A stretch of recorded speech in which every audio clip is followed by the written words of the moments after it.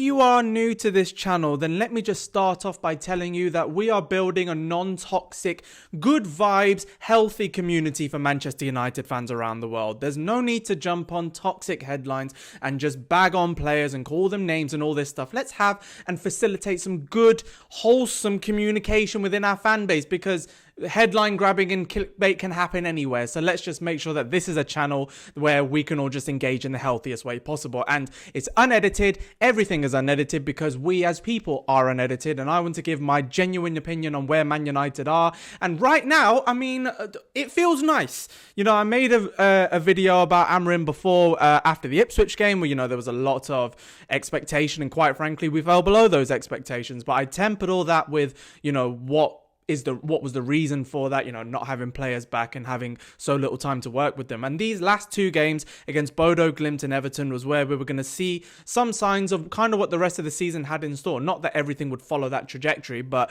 what could be built on, what's being built on, and what we can kind of look forward to or have to look past as a fan base. And I mean, can I just say that we deserve to have this feeling right now? Like, Manchester United, we're good people, we're loyal people, and we deserve to go into our week with a bit of smugness and with a bit of confidence. Because you know what? We're a great institution. We pay our bills on time. We look out for one another. And it's about time that our club made us feel nice about ourselves. You know, scoring goals for fun and dominating in loads of different stats in Europe. It's just wonderful. It's what you and I deserve. It's what Amorim, the beautiful man in his Moncler jacket and his white Air Forces, is going to keep on trying to bring to us. And I enjoy the feeling. It's very, very nice. I like waking up and smiling. I like going and having nice dreams when I go to bed. That's what I want. I woke up with a zest for life. That's what I had, and it was just a lovely feeling.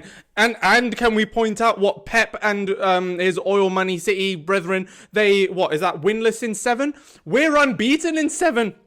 We have a higher goal difference than they do in the league, and we're only 4 points behind them. We've had more managers this season, or the same amount of managers this season, than they've had a positive goal difference in the league. So I'm not going to get ahead of myself, but these are quite nice things, aren't they? And I just feel we deserve it as a fan base. We actually deserve it. So I'm going to break down kind of the key elements of the Bodo Glimt game and the Everton game. I don't want to labor on too many of the points. And I know I've kind of started off the video thinking I'm super happy about everything. I'm not happy about everything, but, you know, it's just nice that it feels, I said this when we appointed Amorim, I wanted to see progression and I wanted to see a system and an idea that was being put in place. And we've seen that over the course of the last 2 games, and we have results to show for it. So no real points of contention for me, but some of the things that I thought were really interesting is that there is definitely a tactical and personnel fluidity about everything that Amorim's doing. We know that he wants to go 3 at the back. We know that he might have to transition to 4 when we're playing against opposition that like to run at us, but he has had to, and I think he's doing this deliberately because of the amount of fixtures that we've got coming. He's having to rotate the team constantly, but in doing that, he's been able to find out who's up for the challenge and who isn't. Certain players have shone through. We know that Nusayr Mazraoui and Onana, and Rashford's doing really well at the minute, and Amad Diallo, of course, and Kobbie Mainoo, hopefully, when he gets going. But there's certain players who might not have the legs to fit into that system and therefore regress into a lower role within the squad as a rotation option, or lower in the pitch where there's less kind of, you know, spotlight on you, like Casemiro and Eriksen and Evans. So it is nice to see that he is working with what he's got, and judging by what we've heard from every single media outlet, because, you know, United, hated, adored, never ignored, we don't seem to have the finances to go forward with a lot, you know, in January, maybe even next summer. But, you know, I do think it will depend on a lot of outgoings. I do think that Amorim's the kind of guy who will dip into our academy structure as well to pick out who he wants. So it was good. And, you know, the first of the 2 games that he had was a European one. And frankly, you know, against the now Norwegian champions, which is good. I mean, let's face it, they're not no slouch. Of course they're not, but we're Man United against Bodo Glimt. We should be walking over these teams, and we should at least have results against these kinds of teams. Because I think I definitely did, and I think we as a fan base in general regressed when in the worst periods in Ten Hag or after Sir Alex as a whole, where we were almost scared of teams, like, and we didn't have, you know, the real aura at home. We didn't have the home field advantage, and it just felt like we're losing those powerful aura elements of Manchester United. So it was key that in his first game at Old Trafford and his first game in Europe for us, that he got off to a really good start. And he did. I mean, we scored early, as we kind of have been doing under Amorim, which is really good to see. But it was one of those games where there was the potential for a lot of chaos. And it was the kind of game where I think under Ten Hag, especially in Europe, as we saw last season in the Champions League and in Europa League, like if we didn't claim control of that game the way that Amorim got us to claim control, especially when they went ahead for a little portion of the game as well, then it could have turned really, really ugly and it could have just been a constant back and forth. But actually what happened is he made tactical in-game tweaks to switch out how we were progressing the ball forward to how we were taking it on the way back and what our defense looked like at each time. And he made sure that the personnel that came on injected that bit of energy and the bit of the solidity that we needed, especially when Ugarte, really got a hold of the ball. Then we got to see a bit more of the type of sporting elements we were watching when he was in Lisbon, because, industry and working hard and going man for man and knowing when to press, that's such a key element of his style.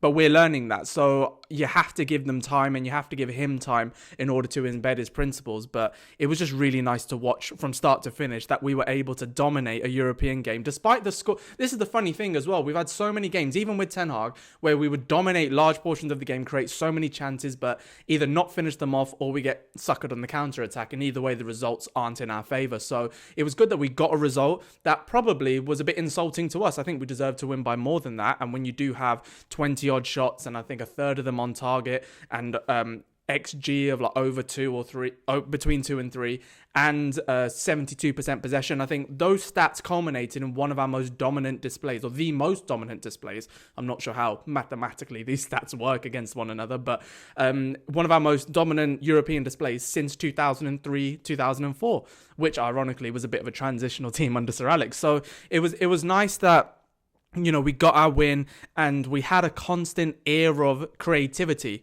which was working, and we were able to quell the moments of chaos, like I said. But it was always going to come under the microscope in the Premier League, and it always will come under the microscope of the Premier League. And Everton at home for us was a good stepping stone to see where we were going, because away at Ipswich, well, we didn't have the full team available. He didn't have time to really embed a lot of his philosophies. But going away at Ipswich, you always knew if they got a goal, it was going to be difficult, and it was. Ipswich was a difficult game for us, and in a year or two it won't be, but that at that time it was always going to be. And then coming to Old Trafford, Everton, they can be a sticky opponent at times, but with where they are, you would expect that. Honestly, their lack of movement at times was just going to suit us. And I was hoping to see a lot more of the possessional dominance that we saw against Bodo Glimt happen against Everton. What ended up happening is that we kind of went into our old ways a little bit.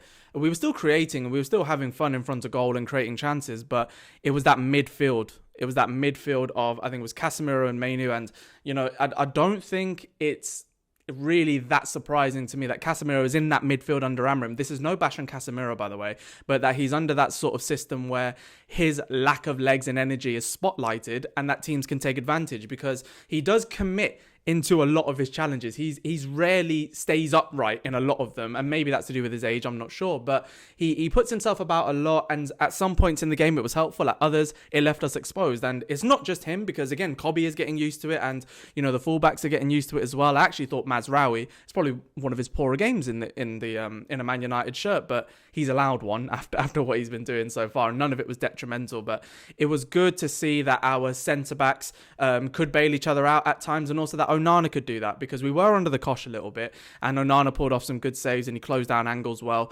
But it was just nice to see that when we did get our goal, when Rashford scored, which I think is key as well for Rashford to get a bit of confidence in him.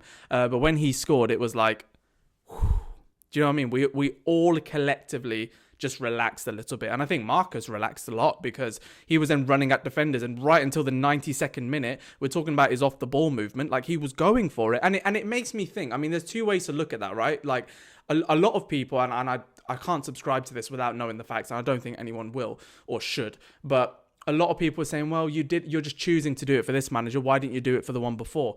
Well, if that's the case and he didn't like the manager, then the same people who say he's earning so much money, he's only done it for a new contract or a new deal or he's got his money, he's got his contract. He's now doing this because probably it's based on instruction or maybe a bit of confidence or both.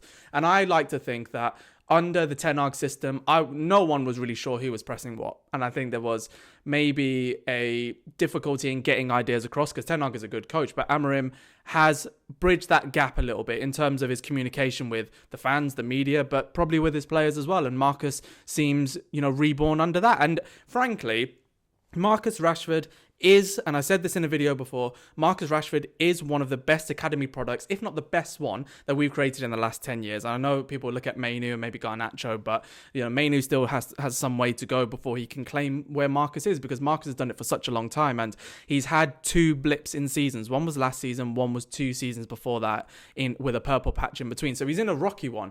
What can this season do for him, or what could it do for him for the next seasons?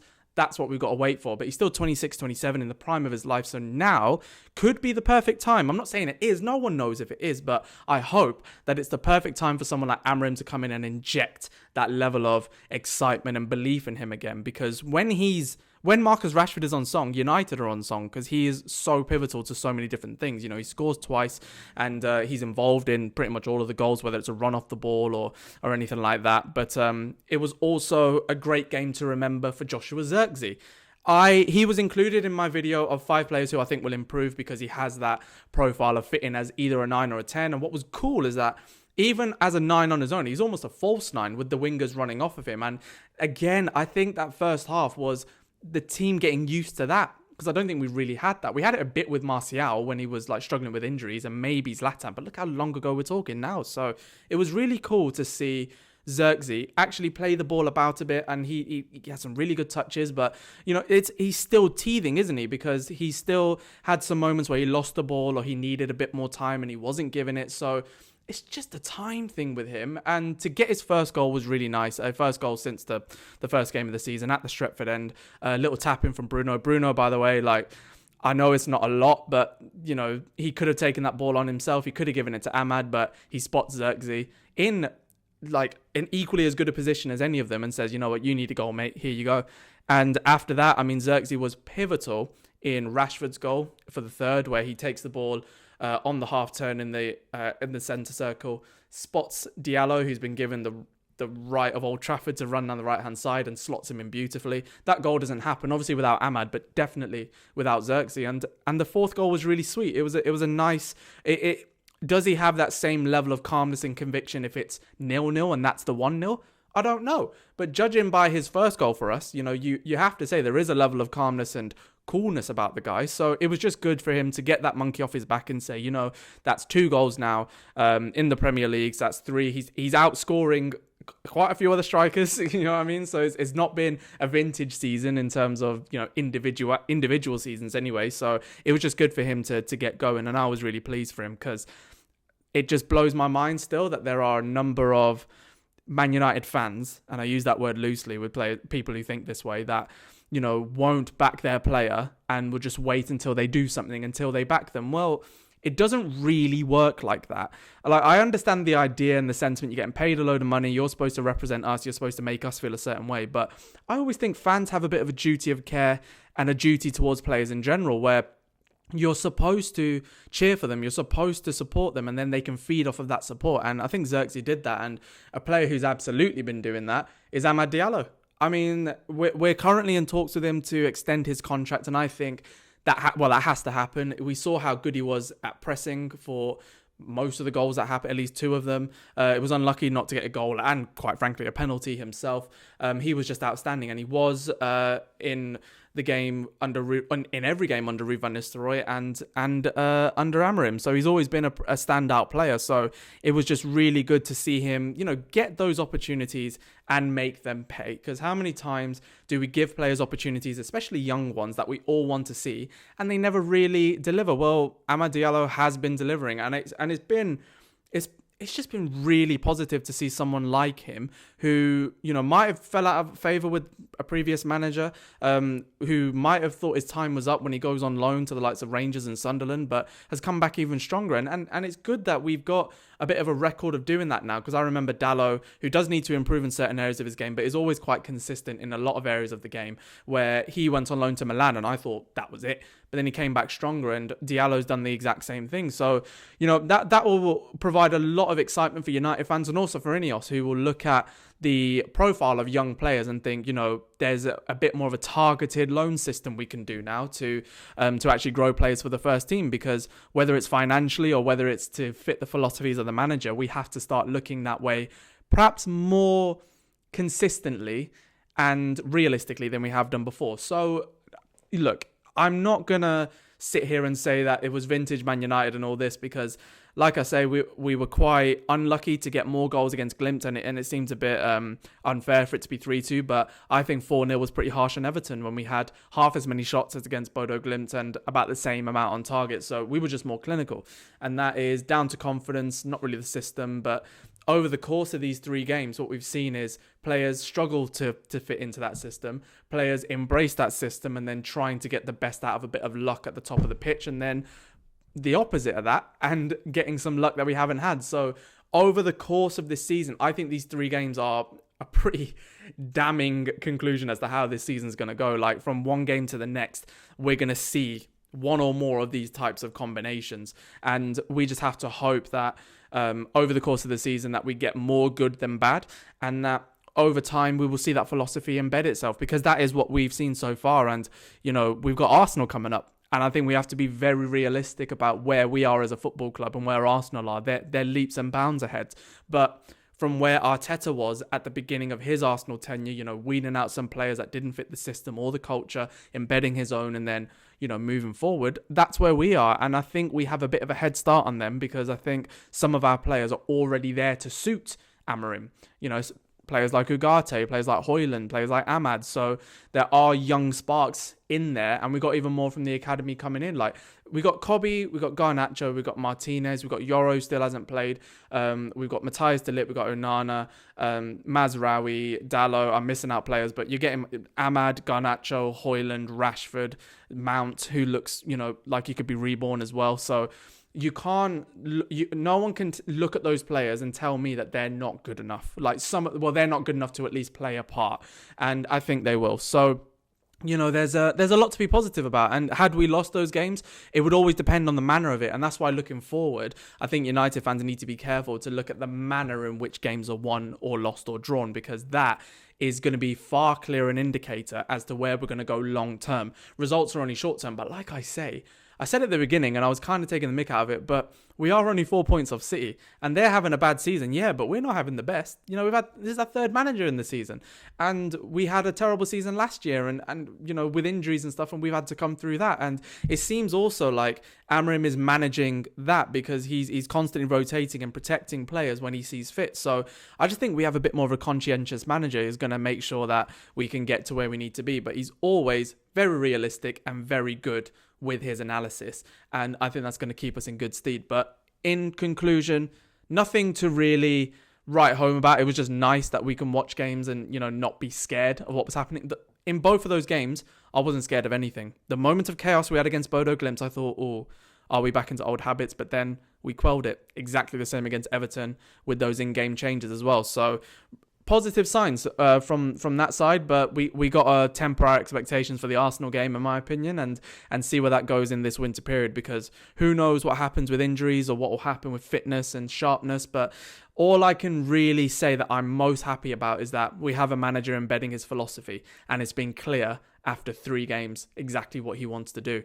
And I'm behind it. So drop a like if you've enjoyed this video. Drop a like if you're enjoying the Amorim era. I think that'll be a good indication. We're nearly at 2,000 subscribers, and we're doing our next giveaway at 2,500 subscribers, which is exclusive to YouTube. So make sure that you've subscribed to this channel and just get in the comments so I can see what you guys are thinking about it. And the next video will be after the Arsenal game. So I'm either going to be sitting here delighted that we're moving in the right direction, or again, expectations tempered. But either way, I'm happy with where we're going. I can see where we want to go, and that's all I can really ask for at this stage. So hope you've enjoyed this video. I hope you're enjoying everything so far under Amorim. Get your ideas and your thoughts in the comments about what I've said or anything I might have missed, and I'll see you after the Arsenal game, I guess.